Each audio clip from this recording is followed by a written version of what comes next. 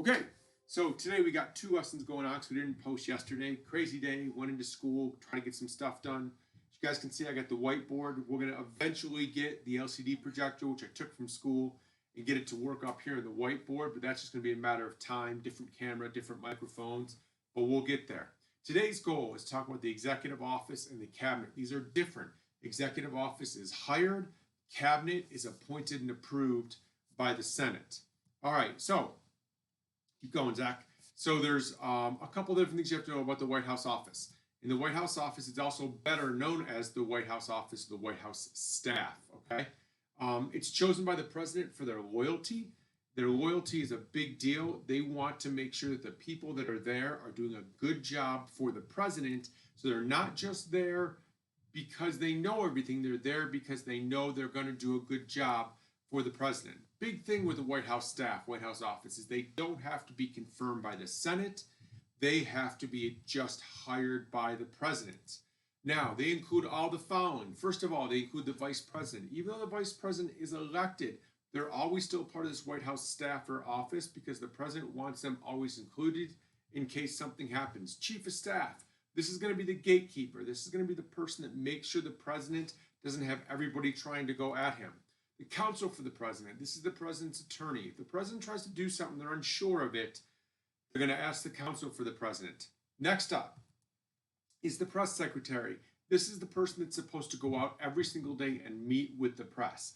Now, they're the spokesperson for the president. They meet with him every day and they get to know him really well. And then finally, expert advisors in many areas. So whoever the president wants in there who they think is going to do a good job, the president hires these people in order to make sure that they have advice they know they can trust. So there are three ways to organize your model for the president. I'm going to talk about two of them and then we'll move on for the second. The first one is the circular model. If you guys notice, the president's in the center there and then everybody else is out on the outside. Now in this model, the president is inundated with information. And in the circular model, everybody has an opportunity to see why this is important in just a second. First of all, the president is in the center and then he has too much information coming in. There's two presidents that have tried this. The first one is FDR. Now, when he came into office, there's only 50,000 people in the federal bureaucracy. When he left, there was 500,000 people. He could accomplish this. Carter, on the other hand, had 2.8 million people working in the federal bureaucracy when he came to office, and he tried to do everything. It's an unsuccessful model.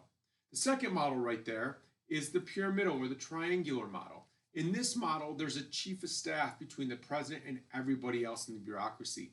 This triangular idea, this pyramidal model, you're going to see a lot in the bureaucracy in the next unit next week. Now, what happens is all these people have to funnel up and through to the president, and then they have to get through the chief of staff. The chief of staff is what's known as the gatekeeper. This is the person that makes sure that the only people that have relevant information can actually get in and see the president. There are two different examples who have done a good job and bad job at this. On the left, you got Nixon. He did a bad job. His chief of staff was too powerful. On the right, you got Reagan.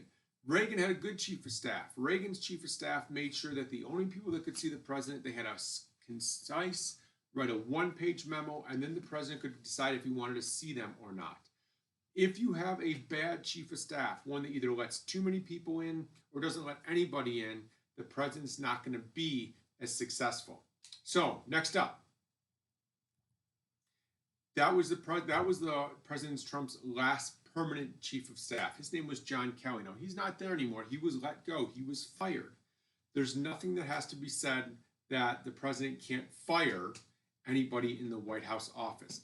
This is the person that's supposed to be the go-between between everybody else in the bureaucracy and the president. This president wanted to have more of a circular model, or we're going to get to an ad hoc model in a minute, and Kelly wanted to make sure that he wasn't inundated. Trump didn't want that, so he let him go. Next. In the pyramidal structure, the chief of staff is the gatekeeper. The reason he has to be the gatekeeper is, next, the rule of propinquity. Now, in the rule of propinquity, the closer you are to the president, the physically closer you are to the president, the more power you have because you have more influence over the decision-making ability.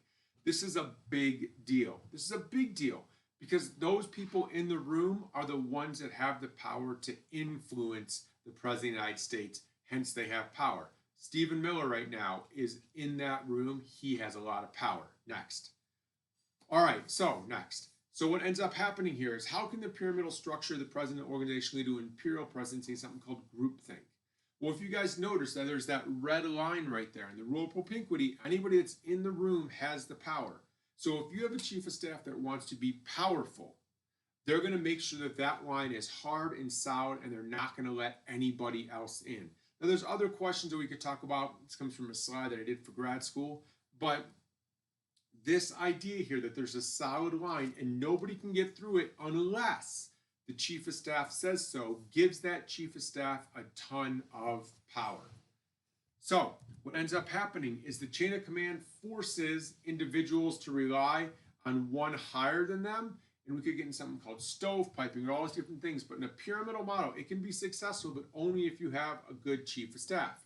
Now, groupthink is this type of thought exhibited by group members who try to minimize conflict and reach consensus without critically testing, analyzing, or evaluating ideas. What that means is nobody's willing to speak up if the president goes first. There's some things that can happen as a result of groupthink. The first ones are creates illusions of invulnerability. This is excessive optimism encouraging risk-taking. This happened with the Bay of Pigs. Presidents who are not told no start to think that every decision they make is the correct one. And then they have this over-optimistic idea that everything's going to be successful.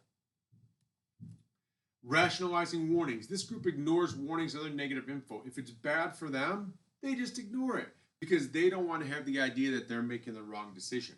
Direct pressure. Pressure to conform placed on members who question the group's decision-making. They're labeled as disloyal. If you tell the leader or the president no, they're going to get rid of you because they just want to be told yes. A lot of the times, presidents who want to engage in groupthink engage in this idea of pressuring people. They want yes men. That's an example right there of LBJ and his defense secretary who constantly told him no. He put pressure on him. Self-censorship. If the president goes first, other people in the group are unwilling to talk. If the president says, I think we should do this, what do you think? More likely than not, you're not going to want to do the opposite. You're not going to say the opposite because you don't want to lose your job, because if they're self-censoring, they're probably going to get rid of you as well. Now, presidents have done, I gave you, LBJ did it. Nixon did it. Other people did it. Bush did it. Trump does it somewhat. Some examples of presidents who haven't. FDR was the first one. He didn't engage in groupthink. Eisenhower really didn't engage in groupthink. Kennedy didn't after the Bay of Pigs. Obama didn't. Good example that Kennedy and Obama and Eisenhower all had. When they had meetings, they always sat at a round table. In Eisenhower's administration, he never sat at the same spot. He always moved around. And in Eisenhower's administration, he made a point of never going first on big decisions. Everybody in the room had to say something different, and then he would make the decision at the end. Obama copied this as well. Obama never went first in big decision making. That way people didn't feel like they had to censor themselves. And this can be bad in a White House staff where people feel like they have to censor themselves. Now, the third model is something called the ad hoc model. Clinton has this and Trump has this. In this model, there's a number of people, those don't have to be the actual ones, there's a number of people that actually have ability to go and see the president. The problem with task force or committees or informal groups that meet with the president is that you still have too much information and you're getting conflicting sources and you're not sure what you want to do or how you want to answer. So what ends up happening is Clinton even went to the circular or the pyramidal model because he felt like this was too much for him. And here's a guy with a photographic memory. Now, Executive Office of the President was created in 1939. It's composed of agencies. Now, notice this is not staff anymore. This is office. So these have agencies, okay? Very few receive Senate confirmations. Only the heads do, okay? The White House office would include the OMB, which is the Office of Management and Budget. You're going to have to read about that for me. The National Security Council. Go ahead. The Council for Economic Advisors. The Office of Science and Technology, and the Office of the Vice President. Now, out of those, only the OMB and the NSC requires Senate confirmation. Everybody else in that executive office does not require it. The OMB does, but we're going to get to that later on when the president actually makes the budget. Now, when it comes to the Office of Management and Budget, the OMB is a powerful agency, we just did that, whose major task is to help the president coordinate legislative and budgetary proposals from the executive branch. So what ends up happening is the president writes the budget and then he sends it over to the Senate. All right, this is a big deal because the Senate can't write all that. I'm sorry, not the Senate, to the House. The House can't do all that. So what ends up happening is, and the president can't introduce it into the House. So the president writes the budget with the help of the OMB. They send that over to the Congressional Budget Office, okay? And the Congressional Budget Office oversees or kind of goes through the numbers and they check them. And once the budget gets passed, the OMB then goes and makes sure everybody's doing what they're supposed to for the executive branch. Now, in the cabinet, the president appoints cabinet members and the Senate approves cabinet members. Approved by the Senate. And while never challenged in court, the president can fire them. But just like staff, the president is more likely to put people into the cabinet who he trusts and who are loyal rather than experts. Now, there are 15 different cabinet positions, those 14 there. The newest one is the Department of Homeland Security. What I want you to do now is I'm going to have another video up for you really quickly on study.com. You're going to pause this. You're going to go watch that study.com video. If you don't want to watch that, you can read the transcript of it, answer the questions, and then pick up right here once you get that work done. Now, the big four, Secretary of State, Secretary of Defense, Secretary of Treasury, and Attorney General, those are the first four cabinet positions, and those are the order that they would succeed the president if there was a problem. So if the president dies, the order of succession are President, Vice President, Speaker of the House, President pro tempore, and then the cabinet, Secretary of State, Secretary of Defense, Secretary of Treasury, Department of Justice, or Attorney General. And that's it. So what we're going to do is we're going to do a couple different things. You have that video to watch or that transcript to read. You've got that those couple questions to answer. When you're done with all of that work, I want you to go over and then pick up on the next video, which you'll get to in a little bit, and I'll have that up shortly, and we'll get going from there. Hope you guys are safe. Hope you guys are being safe and not going out too much.